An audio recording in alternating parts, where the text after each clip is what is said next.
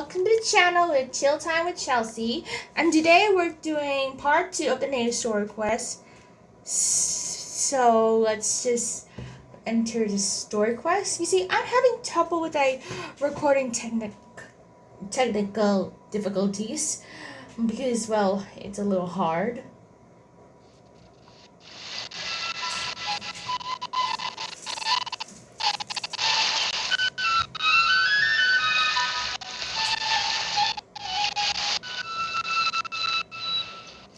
It's the knave and child. Hey, aren't you supposed to be in Snezhnaya recuperating? What are you still doing in Fontaine? Oh, it's you two. I didn't expect to run into you here. I was unconscious for quite a while after the fight in the Primordial Sea. After I woke up, I realized I was being taken back to Snezhnaya. And well, I couldn't have that now, could I? Not when I've still got unfinished business here in Fontaine. So, I mustered up all my strength and made the journey back on my own. What sort of unfinished business are we talking here? It has to do with Skirk, my master. I really wanted to meet up with her, but by the time I got back, she had already left. I still have so many questions for her, without any other leads. All I could do was ask the knave to help me track her down. She must have left behind some traces from her time in Fontaine. Oh, okay, so have you found any clues? Unfortunately, no. While the House of the Hearth is adept at collecting all manner of intelligence, certain existences can still manage to escape our purview. Basically, unless Master feels there's a need to meet with me, she's not going to be found. But that problem has an easy fix. I just need to become stronger, and then... Paimon thinks you should focus on getting better first. The worst of it is over. It's all thanks to that one kid from the House of the Hearth. Elwar, I think her name was. She gave me a bunch of random potions to drink. They didn't go down easy, let me tell you. Pain and chills all over. But they really did help speed up my recovery. And that's good, because it looks like I really do have to head back this time. The old man's been putting the pressure on me. He sent someone to tell me I'm needed for some sort of project. Project Stuja? Project Stuja? Yeah, that's the one. I heard Regrator's involved too. I'm not looking forward to having to listen to all his monologuing, that's for sure. Hey, maybe you could think of a way for me to stay in Fontaine for a little longer. Helping Linny and the others brush up on their fighting skills would be far more interesting. If you and I could spar, that would be even better. I've been waiting for a chance to see you go all out. And what a sweet little daydream that is. But I also have a role to play in all this. I'll be leaving Fontaine shortly as well. Besides, considering how little they see fit to step outside the homeland, being called on to return to Snezhnaya by such illustrious dignitaries, what a great honor. Wouldn't you agree? One I could do without, I'd say.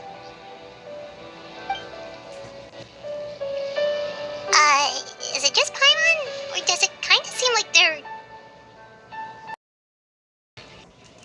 Just casually trash-talking their colleagues behind their backs.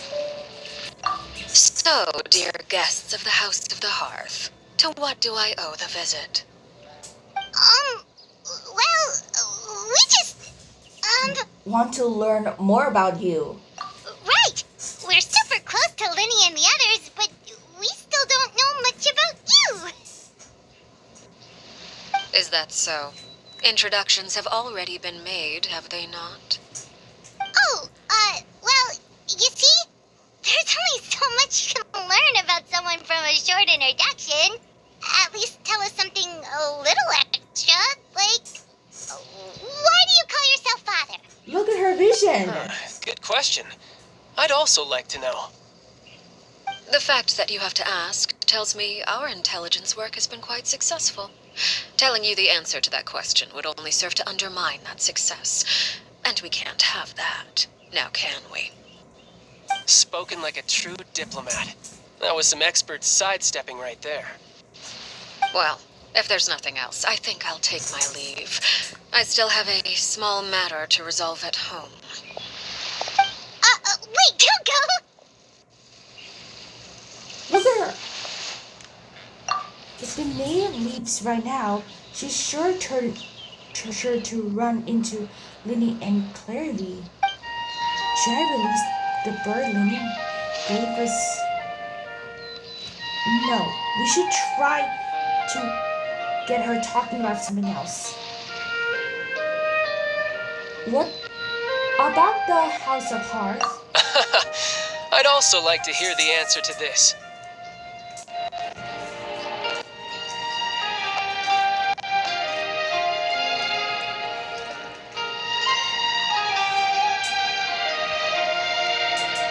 I've met some of the members of your organization, and they all seemed like really good kids. They actually reminded me of Tonya and Tusser. Which, by the way, if you ever betray them, I'm just letting you know, I won't let you off easy. And why would I betray them? Well, you've already betrayed the House of the Hearth once, haven't you? At least, that's what I heard.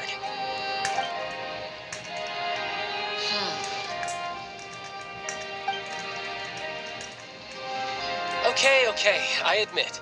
That's just what the old man told me. The rooster, I mean.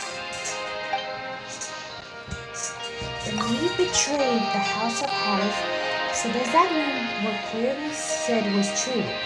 Does the maid really have to treat the children like test subjects? Oh, wait. Did you really do something bad to those kids? Never mind what I've done. I'm more curious as to what the mighty rooster had to say. Care to enlighten me? Well, nothing much. Just some stuff about you taking out many other members of the House of the Hearth, and even going so far to attack your own family. I see. Huh. Based on your reaction, I'm guessing it's all a bunch of lies. Hardly. I don't appreciate his particular turns of phrase, but I suppose he didn't say anything untrue. Although, it would be more accurate to say that there is a certain level of prejudice involved, but I don't intend to clear that up just yet. Prejudice has a funny way of concealing the real truth behind certain things, an attribute that I find to be quite advantageous. Call yourself a Fontanian, for example, and people will assume all sorts of things, when the real truth is that this is simply the land where I was raised. Huh?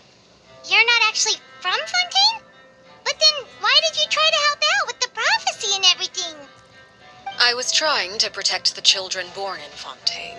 Claiming that I myself was a Fontanian simply made it easier to operate. People would hardly suspect a fellow Fontanian of having any ulterior motives. Who wouldn't want to save their homeland after all? The primordial sea wouldn't have any effect on me, but it would have caused great harm to the House of the Hearth. Well, you wanted extra information, didn't you? There you go. I hope that satisfied your curiosity. So much for learning anything else about her.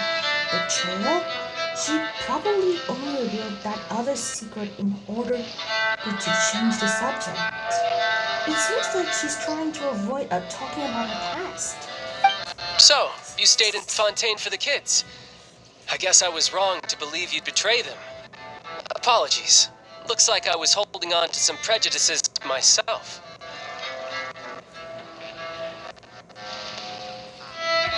Good. Like I said, I like it when others have misconceptions of me. Actually, while I was recuperating at the House of the Hearth, there was something else that really caught my attention. I heard that members always resolve disputes and arguments with a friendly spar, and the loser has to back down. Seems pretty cool if you ask me. Would also give them plenty of opportunities to hone their skills. Well, that's only a recent development. In the past, such spars weren't nearly so friendly. The losing party would lose everything, including their life. They were that high stakes? Whew, at least that's not a thing anymore. Well, the current atmosphere's not half bad. I'm a bit jealous, actually. You've got so many family members around you, and you even get to live with them. Having a lot of family around means dealing with a considerable amount of bickering and scheming. Once Tonya and Tusser enter their rebellious phase, I'm sure you'll understand. Just imagine. Tusser becomes obsessed with plucking out strands from the rooster's mustache, or Tonya decides to dye her hair 42 different colors. Okay. I get the picture. Ooh, embarrassing. As the conversation shifts to the topic of Tonya and Tusser, it's a type of conversation that would usually... Well, would you look at the time? I should probably get going. Traveler, Paimon, I'm not sure where our paths will cross next, but the next time we run into each other, we should definitely try and find some time to spar. Again, maybe this is a conversation we can have when you look less like you're gonna keel over. All right. Well, thanks for everything, Arlecchino. No thanks necessary. You also played a part in obtaining the Gnosis. I would say we can call ourselves even. I like the sound of that. Well, I'm off. See you all some other time. Bye, child. We should probably get going too. Do you want to head back with us? Oh? You want me to leave so soon? Oh, well, you see, I'm rather enjoying the evening breeze. If you don't mind, I think I'll stick around for a bit. I have some things to think about. Apologies for not attending to you like a proper host. Please forgive this slight. I do hope you'll have a pleasant stay. Okay. we managed to keep her distracted until nightfall. Good thing Child was there to keep the conversation going. You don't think she suspected anything, do you? Oh, I wonder if Liddy ran into any issues. Let's hurry back and see how everything went. Okay. Winnie's gotta be around here somewhere. I just need to cross on. Winnie is going to be shocked at what will happen. Winnie, you gotta tell Winnie all the information you know about the maid, or receipt, or Lucina, what, just the name. Winnie!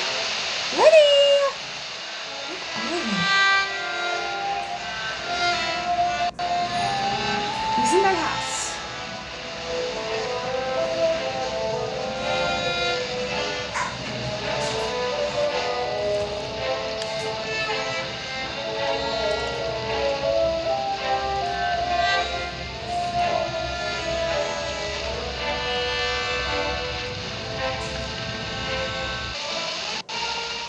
Liddy! How did everything go?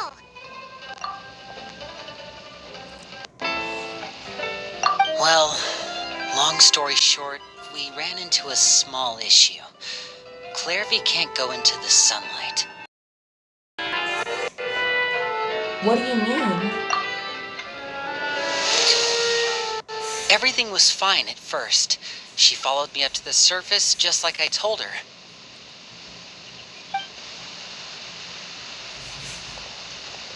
That's Clairvy. But as I led her out of the shadows and into the sunlight, she vanished. What?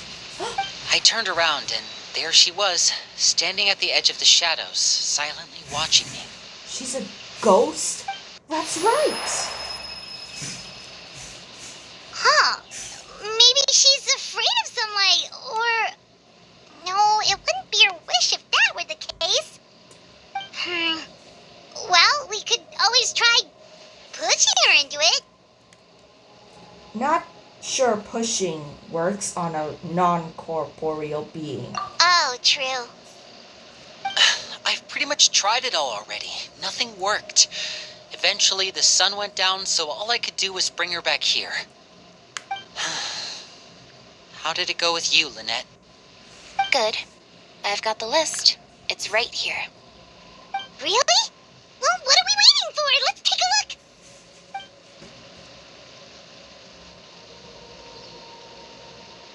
Oh, that's a lot of pages. Oh, it's gonna take forever to get through it all. We can each take a section. Here. La Pouillade, Landois, Chambel, Horaire. Huh. That's Horer, Landos, La Pouillade, Jambel, the execution list. Oh, yikes. That Horaire guy has a huge scar on his face. He's kinda giving Paimon the creeps. I've met him before. The scar is from an injury he received during a mission. I still remember him joking with me about it. He said any future lover would take one look at him and then lose all interest. Did he say anything else? Well, I asked if there was someone he was interested in. He said no, and that's where our conversation ended. It was only later that I learned he really did have someone he liked. He risked everything to escape so he could be with her, but it didn't work. One day, Father asked to see him, and, well, I never saw him again after that. Wait, so that means the knave, she... Kill? It may seem cruel, but it's just one of the rules of the house. Betrayal is not to be taken lightly. We know too many secrets to come and go as we please. So, if you do try to leave, you pay with your life. A solemn atmosphere descends over the group. Her name's not here, huh? Well, that's not too surprising. It doesn't seem like this list is complete. It only contains records dating back around 5 years. Let's shift our attention then. Fremine, were you able to find anything out? Fremine. Sorry. I was thinking about something. I managed to talk to quite a few people, but I couldn't help but notice that the atmosphere in the house was a little... strange. Strange. Yeah, I know there have been arguments in the past, times when people haven't gotten along. Chaplot and Filiol are a good example of that. Oh, those are two of the people that we met while delivering supplies. Paimon can see how they might not get along. They had very different vibes, and their, interests seem to be pretty different as well. That's to be expected, actually. Father brought us all here, shared her knowledge with us, taught us how to fight. That's one thing we all share. But that's also where the similarities end. Not all of us feel the same desire to stay here. As members of the House of the Hearth, we're also considered part of the Fatui. And to a lot of people, that's an identity they never asked for. Certain members get older and realize they want something else for themselves. But considering the rules of the house, most people would never say that out loud. People like Chaplot and Foltz are loyal to Father and her vision.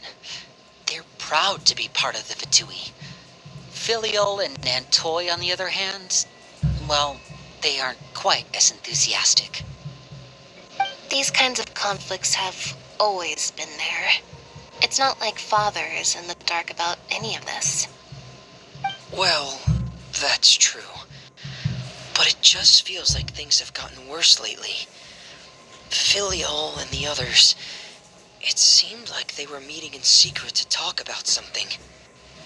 I can't say for sure, but I think they've met Clairvy. You think she's been inciting them to act out? No, not exactly. But I wouldn't be surprised if she said something to them about the darkness in the house and how deep it runs. She's told me about it before. Experiments being run on children. People being used as pawns on the battlefield without so much as the strength to survive. And they just believed all that? Without any evidence? Clairvy's words probably gave them the excuse they were looking for. Whether they actually believe them to be true is secondary. This is all because of Project Stuja, isn't it? You know that, Whoa, Lily? whoa, whoa! Hold on a second. What's this Project Stuja all about, huh? This is the second time it's come up now. Sorry, but I'm not sure of the details either. I only know what Father has told us, which is that it's something the Rooster and Regrator have been working on together. Apparently, it has to do with the Fatui strategic plan for the future.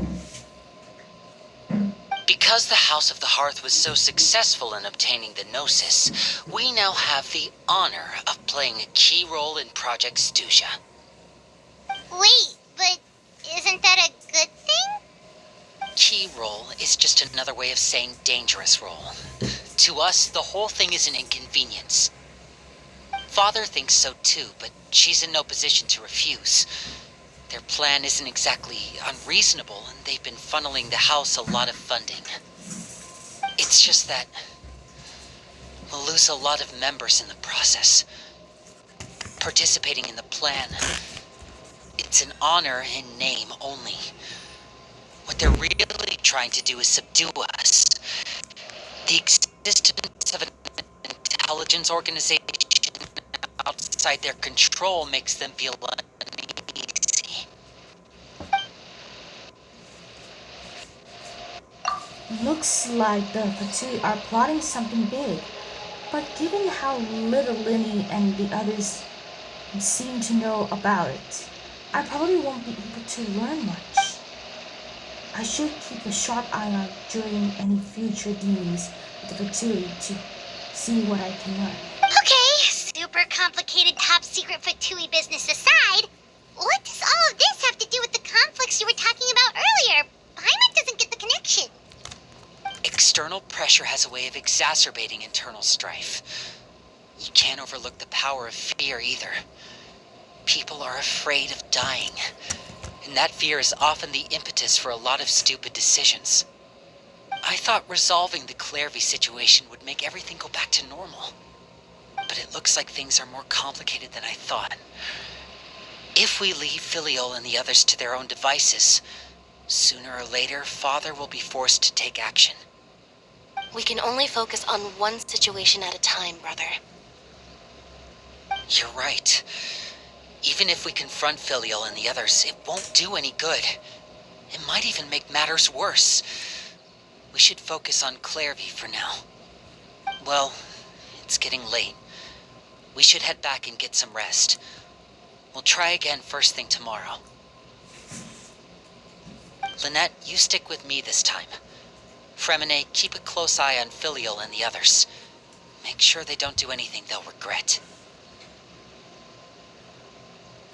Good work today, everyone. Have a good night, and I'll see you tomorrow.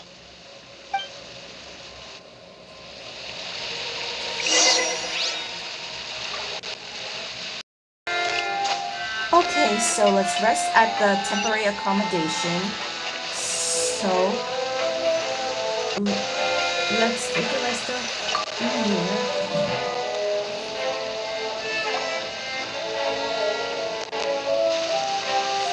Oh, I'm always looking forward to an early night, but she can't sleep at all. Hey, you don't think the Knave will be too angry with Linny and everyone if she finds out about all this, do you? She's even scary when she smiles. If she were to actually get angry... you have to protect Paimon if that happens, okay, Traveler? You can just hide behind me. Trust is effort, Traveler. Look, Clarity? Quick, let's catch up with her before anyone sees.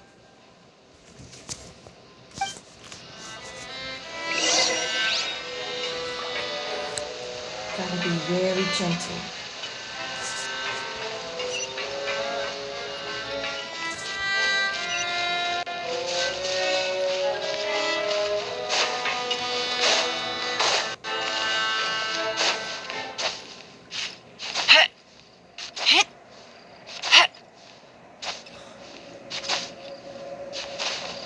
Okay, we're up here. Just a cat.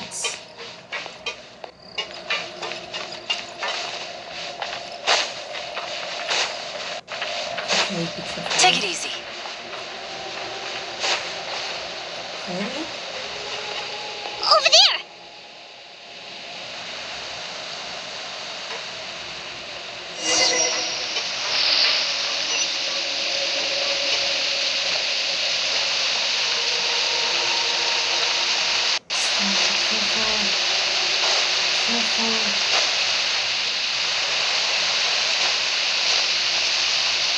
Oh, where is she going? Oh, if someone sees her, we're toast.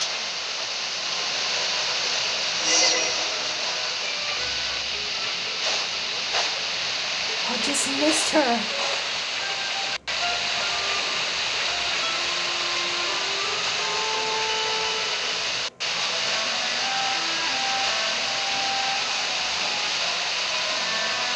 No. Just a bit higher. Oh, look! She stopped!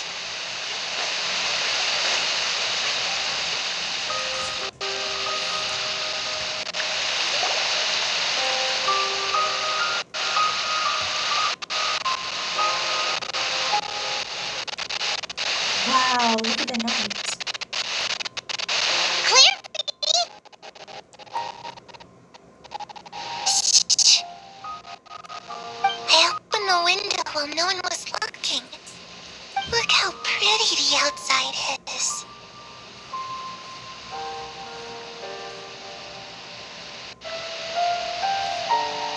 There's nothing here. If only I could have more than this. You probably think I'm being silly, huh? All this hopeless resisting. It's better to dream of what I could have than try to make it a reality, right? Please, help us get on the same page here, Clary. We need you to tell us what you know. Can you do that? Sure. Although, after you hear all this, I think you might regret that decision. Everyone in this family is nothing more than a tool, something to be used and exploited. We're all expendable, including me. As long as you're useful, you get to stick around. Lose your value, you're handed over to the doctor, experimented on, and given a fate worse than death. I've seen it happen again and again, and I've had enough. You're saying the knave did all that? It's just, that doesn't seem like something she would do. She's scary and all, but it seems like even she has lines she wouldn't cross. I knew you wouldn't believe me. Everyone thinks she's a good person. They all think of her like a real mother. Mother?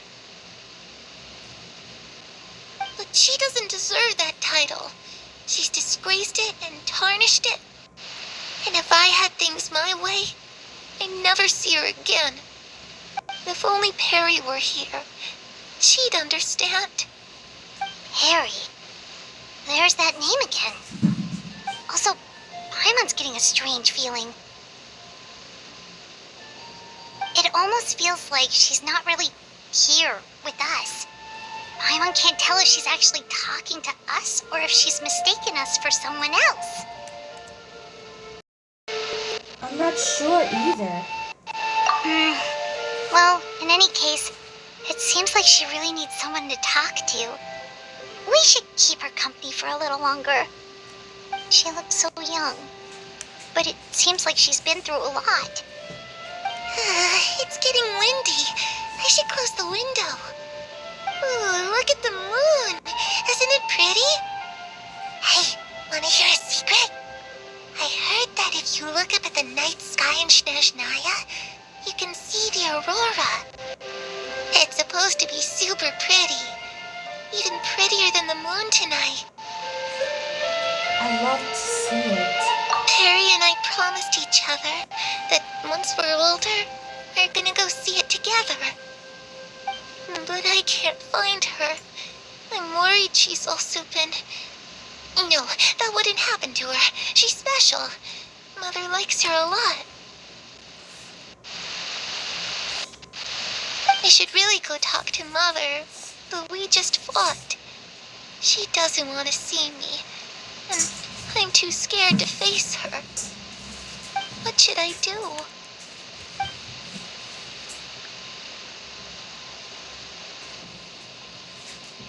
Look at the moon. After some time, Clary seems to come back to herself. Paimon really doesn't understand what's going on with her. Well, let's head back. We've got an early morning tomorrow.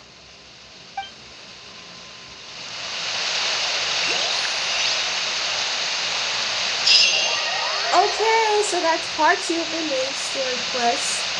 So, let's just, the night passes.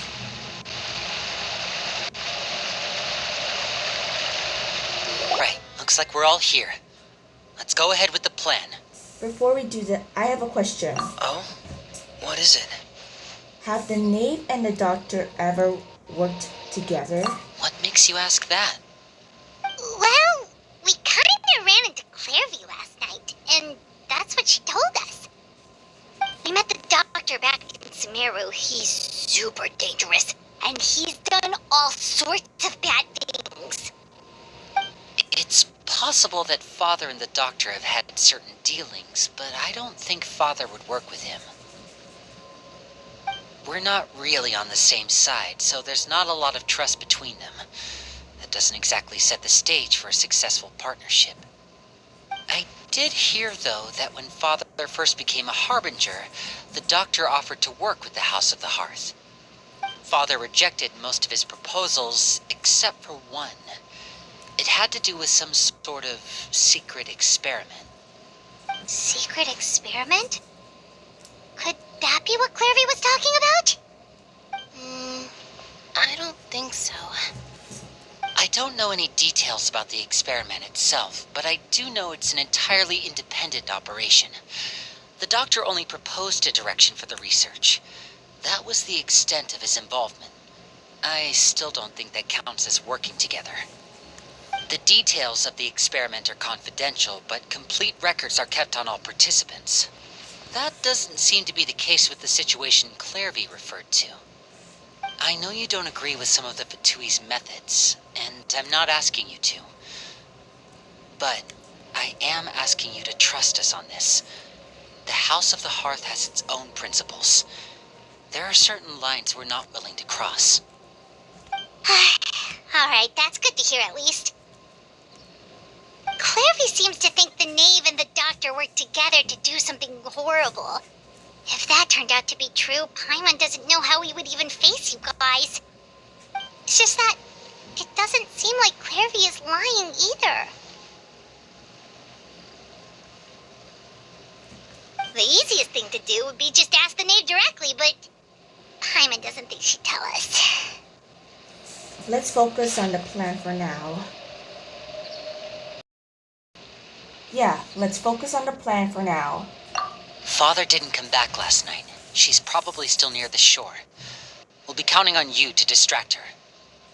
Lynette, you're with me. Fremine, you know what to do. Be on your guard, everyone. Alright, let's get to it. Okay, listen up. That is part 2 of Chill Time with Chelsea. Here, let me show you my archives. Here it is.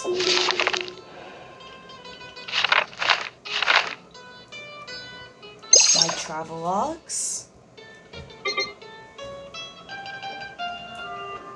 Where is it? Where is it? I have lots of story quests.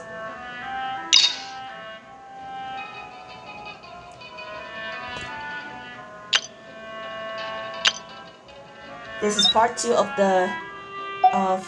Arlecchino story quest. Now listen, be sure all to like and subscribe. My goal is to reach 100 subscribers so I can make my 100 subscriber celebration video. So listen, stay subscribed and like my videos so I can make more chill time video stuff.